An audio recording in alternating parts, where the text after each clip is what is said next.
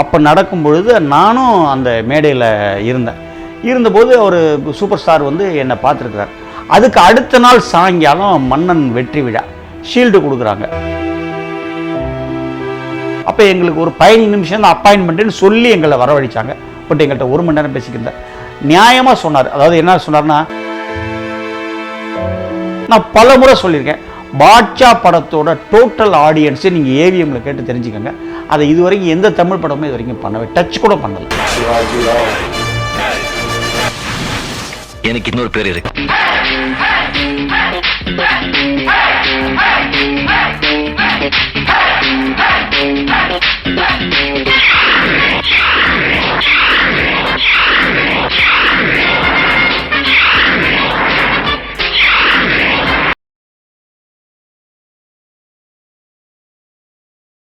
Sir வணக்கம். Sir வணக்கம்.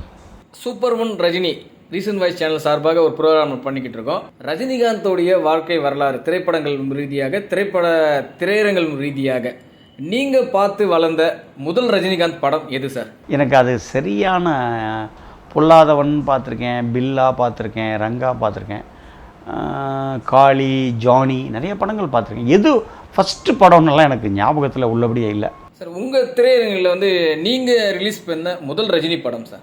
நான் வந்து நிர்வாகத்துக்கு வந்து பண்ணது வந்து மன்னன் தான் பண்ணேன். சார் அப்போ உங்கள் திரையரங்கில் என்ன மாதிரி ஒரு டிக்கெட் கவுண்ட்டில் வந்து என்ன ரேட்டுக்கு விடுத்தீங்க? அப்போல்லாம் என்ன terms and condition? First class ரேட்டே 10 ரூபா தான் அன்றைக்கெல்லாம். டேர்ம்ஸ் எல்லாம் 60%க்கு மிகாமல் தான் இருந்துச்சு. 60% அல்லது 60 கீழே தான் இருந்தது. சார் நீங்கள் ரஜினிகாந்த் அவர்களை பார்த்து வியர்ந்த விஷயம்னா என்னன்னு சொல்லுவீங்க சார்?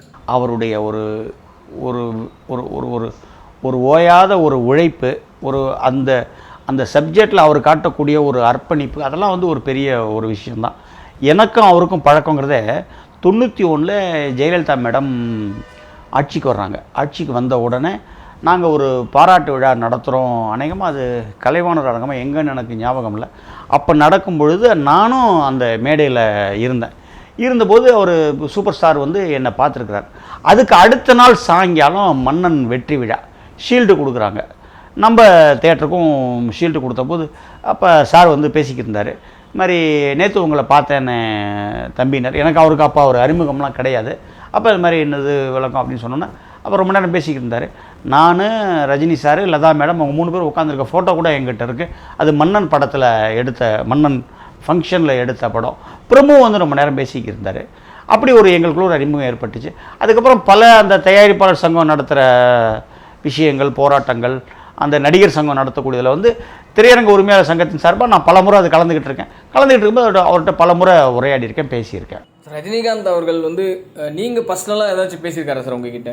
பேசியிருக்கார். 2 தடவை அவர்கிட்ட ரொம்ப பர்சனலாக பேசியிருக்கோம். அதாவது அந்த குசேலன் படம் ரிலீஸ் ஆகி ஒரு பெரிய நஷ்டத்தை ஏற்படுத்தின பிறகு அப்போ அவர்கிட்ட நான் அப்பாயின்மெண்ட் கேட்டேன். இந்த மாதிரி உங்களை பார்க்க வரணும் சார், அப்படி தியேட்டர் சங்கம் சார்பான்னு சொல்லிட்டு வாங்கன்னு சொன்னார். நானும் பன்னீர்செல்வம் சாரும் போனோம். அப்போ எங்களுக்கு ஒரு 15 நிமிஷம் தான் அப்பாயின்மெண்ட்டுன்னு சொல்லி எங்களை வரவழைச்சாங்க.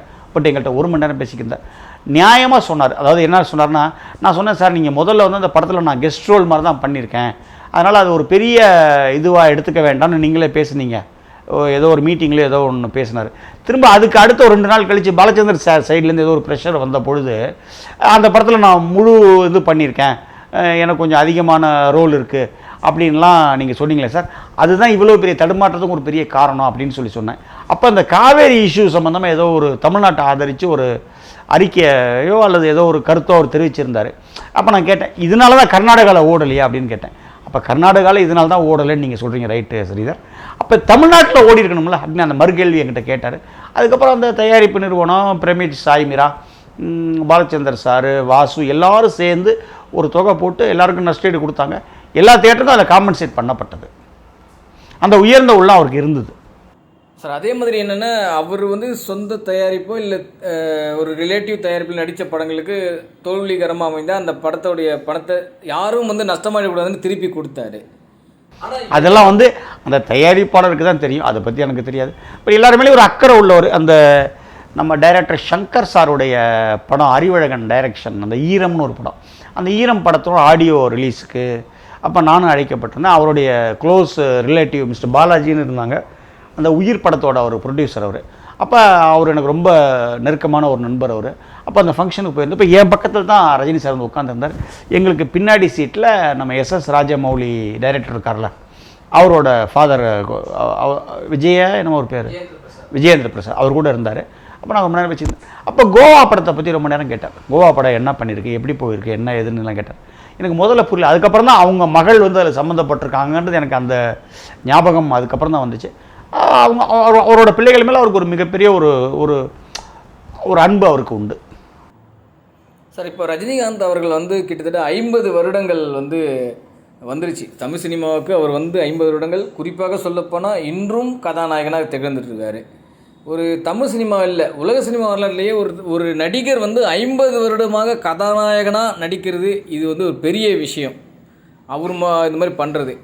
இதுக்காக வந்து திரையரங்கு உரிமையாளர்கள் சங்கம் ஏதாச்சும் வந்து விழா எடுக்குமா? அதுக்காச்சும் ஏதாச்சும் முன்னேற்பாடு நடந்துகிட்ருக்கா? இது வரைக்கும் இல்லை. இனிமேல் மற்ற நிர்வாகிகள் அவங்க எல்லாம் கலந்துக்கிட்டு அந்த மாதிரி ஏதாவது செய்யலாமாங்கிற ஒரு நல்ல யோசனை நீ வச்சுருக்கிற. அதை நம்ம அடுத்த கூட்டத்தில் கலந்து பேசி, என்னோட மூத்த நிர்வாகிகள்லாம் இருக்கிறாங்க, அவங்கள்ட்ட கலந்து பேசி தான் அது முடிவெடுக்க முடியும். ரஜினிகாந்த் அவர்களால் தமிழ் திரையுலகம் வளர்ந்தது தான், இல்லை ரஜினியோடு சேர்ந்து வளர்ந்ததா? அது அப்படியெல்லாம் நம்ம பிரித்து பார்க்க முடியாது. அதாவது சினிமாங்கிறது ஒரு ஒரு ஒரு ஊடகம். அது வளரும்போது அதில் வந்து பல பேர் அதில் ட்ராவல் பண்ணுவாங்க. அதில் குறிப்பிட்டு சொல்லக்கூடிய நபர்களில் புரட்சி தலைவர், நடிகர் திலகம், அதே மாதிரி சூப்பர் ஸ்டார், இவங்கெல்லாம் அதில் வந்து ஒரு மறுக்க முடியாத ஒரு அவங்களுக்கு அதில் ஒரு பங்கு இருக்குது. இப்போ நடிகர் திலகமும் ஒரு மிகப்பெரிய ஒரு ஆதிக்கமும் ஒரு பெரிய ஒரு இது செலுத்தினவர் தான் அவர். அதே மாதிரி புரட்சி தலைவர் கடைசி வரைக்கும் அவருடைய படங்கள் எந்த படங்களுமே ஒரு சோடை போனதே கிடையாது. ஒரு படத்தில் உள்ள ஒரு பாட்டிலேருந்து எடிட்டிங் வரைக்கும் அவரை நேரடியாக உட்காந்து பண்ணுவார்னு சொல்லுவாங்க. பட் நம்ம அதெல்லாம் பார்த்தது கிடையாது, காதில் விழுந்த செய்திகள் தான். அப்படி அந்த மாதிரி ஒரு அர்ப்பணிப்பு உள்ள ஒரு கலைஞர் வந்து கலைஞன் சூப்பர் ஸ்டார்.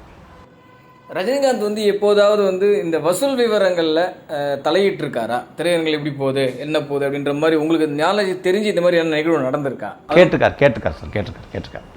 வசூல் தெரிஞ்சுக்குவார். அவர் தெரிஞ்சுக்கிட்டு வந்து தன்னுடைய அடுத்த படத்துக்கு சம்பளத்தை ஏதாச்சும் ஏற்றுற மாதிரி அந்த மாதிரி நிகழ்வுலாம் இருக்கா சார்? அது வந்து எனக்கு ஆக்சுவலாக தெரியாது. ஆனால் வசூலில் ஒருத்தர் தெரிஞ்சுக்குவார். யார்கிட்ட கேட்பாருன்னெல்லாம் கேட்காதீங்க.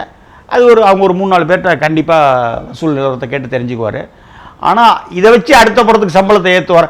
அவருக்கு அடுத்த படத்தை சம்பளத்தை ஏற்ற வேண்டிய அவசியமே, தயாரிப்பாளரே போய் அவங்க சம்பளத்தை ஆட்டோமேட்டிக்காகவே, சார் நீங்கள் போன படத்துக்கு இவ்வளோ வாங்கினீங்க, இந்த படத்துக்கு 2 ரூபா கூட வச்சுக்காங்க அப்படின்ற மாதிரி அவங்களே வந்துடுறாங்களே. ரஜினிகாந்த் அவர்கள் தமிழ் திரையுலக உரிமையாளர்கள், திரையரங்கு உரிமையாளர்கள்லாம் நீங்கள்லாம் வந்து என்ன கற்றுக்கிட்டீங்க ரஜினிகாந்த் அவர்கள்கிட்ட இருந்து? நாங்கள் கற்றுக்கிறதுக்கு அவருடைய அந்த உழைப்பு ஒரு பெரிய எங்களுக்கு ஒரு இன்ஸ்பிரேஷன். அந்த விடாமுயற்சி. அவரே சொல்லுவார், இந்த குதிரை வந்து ஏதோ என்ன உட்காந்துருச்சா நினைக்காதீங்க, திரும்ப எந்திருன்ற மாதிரி. அவருக்கும் நிறைய ஃபெயிலியர்ஸ்லாம் வந்திருக்கு. நம்ம அதை இன்றைக்கெல்லாம் இல்லைன்னு சொல்ல முடியாது. கோச்சடையான், அந்த காலா, கபாலி, குசேலன், லிங்கா, தர்பார், அந்த மாதிரி டைமில் தொடர்ந்து அவருக்கு ஃபெயிலியர்ஸ் வந்துக்கிட்டு தான் இருந்தது. நம்ம இல்லைன்னு சொல்ல முடியாது. ஆனால் நினைவில் நிற்கிற மாதிரி ஒரு பாட்ஷா, ஒரு சந்திரமுகி, ஒரு சிவாஜி, ஒரு ஜெயிலர், இதெல்லாம் வந்து ஒரு அன்எக்ஸ்பெக்டட் கலெக்ஷன்ஸ் உள்ள ஒரு படங்கள். அதை வந்து நீங்கள் நம்ம மறுக்கவே முடியாது. நான் பல முறை சொல்லியிருக்கேன், பாட்ஷா படத்தோட டோட்டல் ஆடியன்ஸை நீங்கள் ஏவிஎம்மில் கேட்டு தெரிஞ்சுக்கோங்க. அதை இதுவரைக்கும் எந்த தமிழ் படமும் இது வரைக்கும் பண்ணவே டச் கூட பண்ணலை. நீங்கள் பார்த்த ஆடியன்ஸோட எண்ணிக்கையை சொல்கிறீங்களா? எஸ், படம் பார்த்த டோட்டல் ஆடியன்ஸ் தமிழ்நாடு எண்ணிக்கை. சார், அப்போ அப்படி பார்க்கும்போது வந்து இந்த இன்னும் மற்ற படங்கள்லாம் இருக்குல்ல சார், இப்போ சந்திரமுகி, அப்புறம் சூரிய வம்சம், வானத்தை படம், இந்த மாதிரி திரைப்படங்கள்லாம் எப்படி சார்? அடுத்த எல்லாத்த விட பாட்ஷா கூட. இப்போ தமிழ்நாட்டிலே இது வரைக்கும் அதிக பார்வையாளர்கள் பார்த்த திரைப்படம் பாட்ஷா தான்றீங்க? தமிழ்நாட்டிலே அதிக பார்வையாளர்கள் பார்த்த மிக பிரம்மாண்டமான நம்பர் உள்ள படம் பாட்ஷா. அதுக்கு ஈக்குவல் சொல்லணும்னு சொன்னால் திரிசூலம் படத்தையும் உலகம் சுற்றும் வாலிபன் படத்தையும் மட்டும்தான் சொல்ல முடியும். இது எனக்கு ரொம்ப நல்லா தெரிஞ்ச விஷயங்களால நம்ம ஆழமாக பதிவு பண்ணுறேன். சார், இப்போ நீங்களே சொன்னிருந்தீங்களே சார், இப்போ பாட்ஷா திரைப்படம் தான் அதிக நபர்கள் பார்த்தாங்க அப்படின்ட்டு. ஸோ அன்றைக்கி இருந்த காலகட்டத்தில் சினிமா ஒரு என்டர்டெயின்மெண்ட் பெருசாக இருந்தது. இன்றைக்கி நிறைய என்டர்டெயின்மெண்ட் வந்ததுனால இந்த ஆடியன்ஸோட எண்ணிக்கை வந்து இன்று திரையரங்கில் கம்மியாகிடுச்சு. ஆடியன்ஸோட எண்ணிக்கை குறைஞ்சிட்டா கூட டிக்கெட் ரேட்டு கூட வந்துடுதுல. அன்றைக்கி பாட்ஷா படத்துக்கு வந்து ஃபஸ்ட் கிளாஸ் டிக்கெட் என்ன, என்னுடைய அனுமானம் சரியாக இருந்தால் ஒரு 20 ரூபா ஃபஸ்ட் கிளாஸ் ரேட் இருந்திருக்கும். இன்றைக்கி ஃபஸ்ட் கிளாஸ் ரேட்டு 130 ரூபா வந்துடுது இல்லை. ஸோ அந்த ஆடியன்ஸ் குறையும் போது அந்த ரேட் வந்து அதை மேனேஜ் பண்ணி கொடுத்து விட்றது. ஸோ இந்த இப்போ பார்த்தீங்கன்னா 69 லட்சம் 70 லட்சம் இந்த மாதிரி ஒரு பார்வையாளர்கள் தான் இப்போ தமிழ் திரையரங்கில், அதுவும் நல்லா இருந்தால் மட்டும்தான் அவ்வளோ ஆடியன்ஸ் பார்க்குறாங்க அப்படின்ற மாதிரி நியூஸ் இருக்குது. ஆனால் அந்த படங்களோட இப்போ சமீபத்தில் ஜெயிலர் திரைப்படம் வந்து 1 கோடி பார்வையாளர்கள் மேலே திரையரங்களை பார்த்துருக்காங்க அப்படின்ற மாதிரி செய்தி இருக்குது. அது முற்றிலும் உண்மையா சார்? அது கரெக்டாக நீங்கள் தயாரிப்பு நிறுவனத்திட்ட தான் கேட்கணும். ஆனால் அது ஒரு மிக பிரம்மாண்டமான ஒரு வெற்றி அடைஞ்ச ஒரு படம். சார், ரஜினிகாந்த் அவர்கள் ரசிகர்களும் எப்படி இருந்தாங்க சார்? இந்த நீங்கள் ட்ராவல் பண்ணி பார்த்துருப்பீங்க, திரையரங்குகளில் வந்து தேவையில்லாத விஷயங்கள் பண்ணுறது, அராஜகம் பண்ணுறது, அட்டூழியம் பண்ணுறது, இந்த மாதிரிலாம் இப்போ நிறைய இடங்கள் நடந்துட்டு தான் இருக்குது. தேட்டரை கண்ணாடி அடிச்சு உடைக்கிறது, ஸ்க்ரீனுக்கு கொளுத்துறது, கிழிக்கிறது, இந்த மாதிரி சேரை உடைக்கிறது, இந்த மாதிரி நிகழ்வுலாம் நிறைய நடந்துட்டு தான் இருக்குது. ஆனால் நீங்கள் பார்த்த வரைக்கும் அந்த ரஜினி ரசிகர்களுடைய அந்த அணுகுமுறை எப்படி சார் இருந்திருக்கு? இல்லை, எல்லா ரசிகர்களுக்குமே நல்ல ரசிகர்கள் தான். பட் ஒரு சில அவங்களுக்குள்ளே உள்ள அந்த சில தீய சக்திகள் அல்லது அவங்களுடைய அந்த ஒரு போதை பழக்கத்தினாலேயோ எதுலேயோ அல்லது ஆர்வ மிகுதினாலேயோ அல்லது அவருடைய அந்த நடிகர் மேலே உள்ள வச்சுருக்க ஒரு அளவு கடந்த ஒரு ஈர்ப்புனாலேயோ சில விரும்பத்தகாத சம்பவங்கள் நடந்திருக்கு.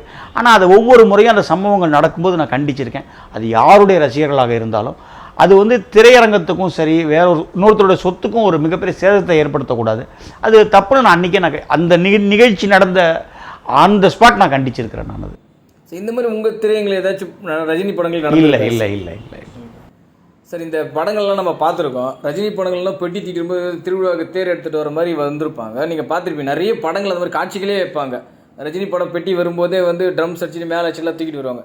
இந்த மாதிரி உங்கள் திரையங்களை ஏதாச்சும் திரைப்படம் நடந்திருக்கா சார் அந்த டைமில்? எல்லா ரஜினி படத்துக்குமே நடக்கும். அது வந்து ஒரு ஒரு ஒரு ஒரு குவைட் நேச்சர். இல்லை, இந்த மாதிரி கலாச்சாரங்கள் வந்து பார்த்தீங்கன்னா இப்போ அந்த மாதிரி இல்லை. ஏற்கனவே இருந்துச்சு சார். எம்ஜிஆர் படத்துக்கும் அந்த மாதிரி பண்ணுவாங்க, சிவாஜி சார் படத்துக்கும் அந்த மாதிரி பண்ணுவாங்க.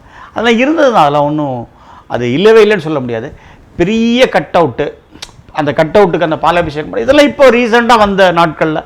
அதுக்கு முன்னாடி எம்ஜிஆர் சார் படத்துக்கும் சரி சிவாஜி சார் படத்துக்கும் சரி அவங்க சூடமெல்லாம் ஏற்றி கொளுத்துவாங்க. ஏதோ ஒரு படத்துக்கு எனக்கு திருச்சியில் நல்லா ஞாபகம் இருக்குது. அது ராக்ஸி தேட்டரா வெலிங்டன் தேட்டரான்னு தெரியல. ஒரு படத்தில் வந்து அந்த எம்ஜிஆர் அந்த வால் சண்டை போட்டுட்டு இருக்கும்போது அவருடைய வால் கீழே விழுந்துடும்.